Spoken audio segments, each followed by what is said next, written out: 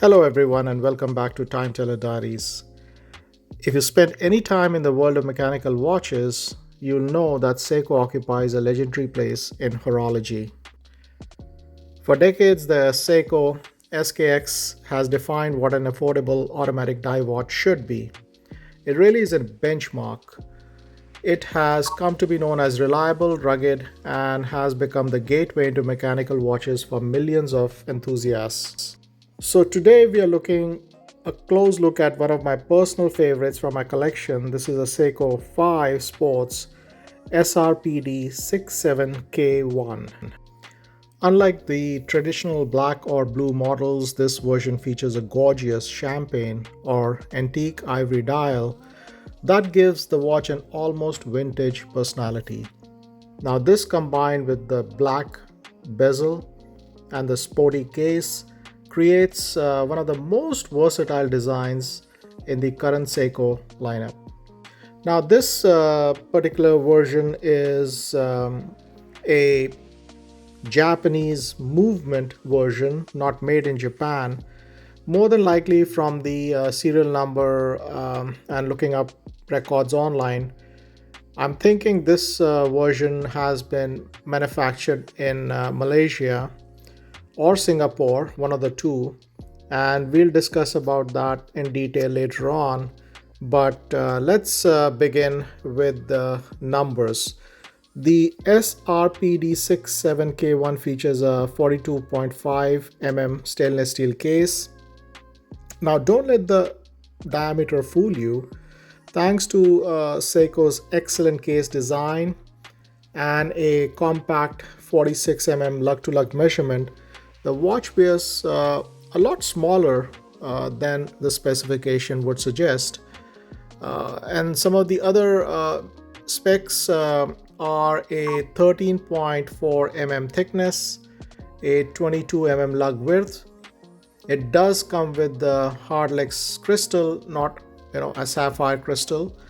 It has a 100 meters or 10 bar water resistance noted. It does come with the excellent exhibition display case back and a unidirectional 120 click bezel. The dial is where the SRPD 67K1 really separates itself from the other lineup in the series. The champagne dial isn't flashy. Instead, it has a warm cream tone that reminds me of naturally aged vintage watch, which is not trying to imitate, any of the real vintage watch.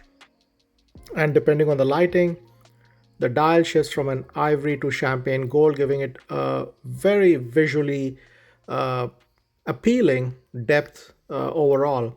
And the applied circular R markers, which are outlined in the dark gunmetal gray, create an excellent contrast while maintaining that vintage aesthetics. Now, the broad hands are equally easy to read and they are filled with the Seiko's famous Lumi Bright. Now, looking at its mechanism. So, turning the watch over reveals one of my favorite features, the exhibition case back. Inside beats Seiko's legendary 4R36 automatic movement. The specifications include an in-house Seiko 4R36, which again has come to be known as a benchmark, in automatic movements. It does come with 24 joules, a 21,600 vibrations per hour, and an approximate 41 hour power reserve. It does have automatic movement but also includes the hand winding should you need, and also obviously the hacking feature which will pause the second hands for the precise time setting. So those last two features are significant upgrades over Seiko's older entry level movements. The hand binding allows you to start the watch manually, while hacking seconds lets you synchronize the time precisely. And this was obviously a step up. Now, let's answer one of the questions I received the most.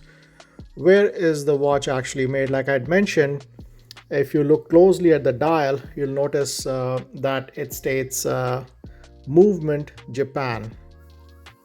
And on the exhibition case back, you'll find movement Japan alongside the movement reference number, which is 4R3607G0. Now, many people would mistake that to be made in Japan, the watch entirely made in Japan, which is not true. So these markings indicate that the 4R36 movement itself is manufactured in Japan. However, nowhere on this watch do we see the words made in Japan. Now they do in the same series have watches that come with made in Japan movement and the case, and then the entire watch is made in Japan. But in this particular model, the movement is made in Japan, but not the case and the other aspects of the watch. So if Seiko wanted to identify this as a Japanese made watch, the dial or case would clearly state exactly that. Because it doesn't, it is considered an international Seiko 5 sports model assembled outside Japan. And from my some search online with a serial number, more than likely this particular watch came manufactured either commonly from Malaysia, although Seiko also has manufacturing facilities in Singapore. Now, there are some manufacturing facilities in Thailand and China for certain models, but not this particular one. So this watch combines a genuine Japanese movement with overseas assembly under Seiko's strict quality control. After spending time with this watch, several things stand out, and I've had this watch for last 2 years, I believe. The first is obviously the comfort, even though I've replaced it with an aftermarket silicon strap, which is something that can be done quite easily and makes the watch even more comfortable. But even with the stainless steel band that it originally came with, it felt really comfortable. So despite being over 42 the short lug to lug distance makes it very wearable. And secondly, it's very versatile. This is truly a strap monster. Like I said, you can have a silicon strap and looks fantastic like it's doing right now. You could easily place it with a Jubilee bracelet and it'll look classic. With a brown tan, vintage leather strap, it'll give that vintage excellence. It'll even go with a NATO strap, which is good for the weekend adventure watch. Now, few watches transform as dramatically with different straps as this particular model.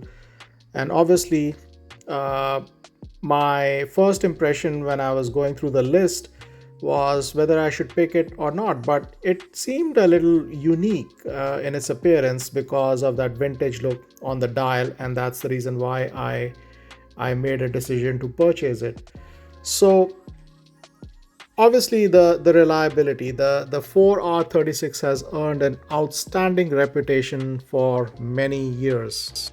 It's not the most accurate movement on paper, but it is exceptionally dependable and easy to service. And finally, there's the Lume. Seiko's Lumi Brights remains among the very best in the price category. Once charged, it'll glow brightly for a longer duration. And even though the watch seems a bit thick, but with the aftermarket, the case, you can actually make it a little bit slimmer to wear it even with a formal shirt if you wanted to. Now we're just trying to look at the measurements as we first indicated on the specs. You have about 42.5 case diameter. Now the actual glass window is obviously a lot smaller because of the beautiful bezel. And You can look at the different options which are available now for the straps because of its strap size. So a lot is available aftermarket for this watch.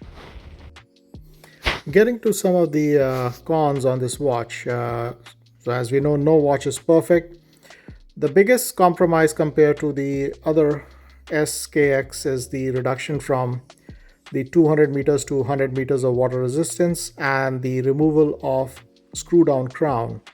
For most owners, this won't be a deal breaker and it won't matter. Especially for me, it didn't really matter much because I'm not going to be using this watch for diving. Swimming, rain, vacations, and everyday use are easily handled by this watch, but serious divers may prefer the older SKX model. The Hardlex crystal is another compromise, which I thought could have been done better with a sapphire crystal.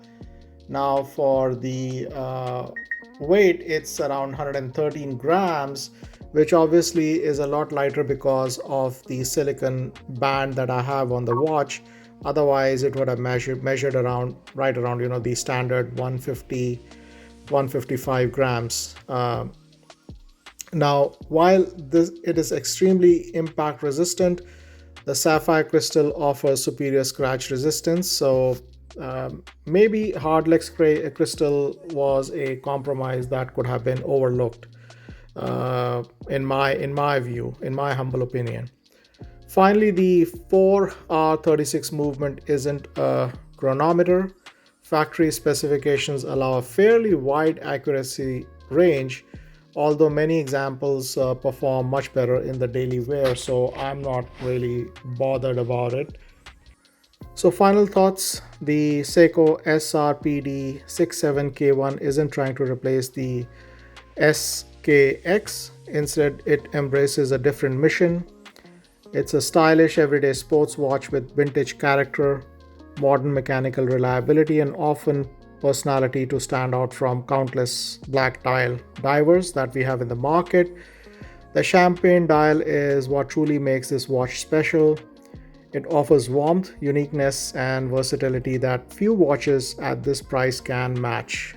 So, whether you're trying your very first automatic watch or adding another Seiko to your collection, I believe the SRPD 67K1 deserves serious consideration. And now that we've answered the question about where it's made, hopefully you'll have a better understanding of what a movement Japan versus made in Japan really means.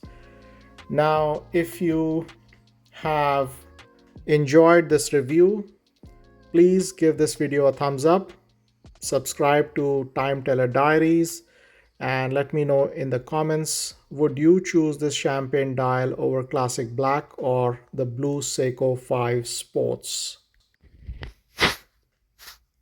I again thank you so much for watching this video and this review, and goodbye till the next time. Keep telling time and enjoy the journey.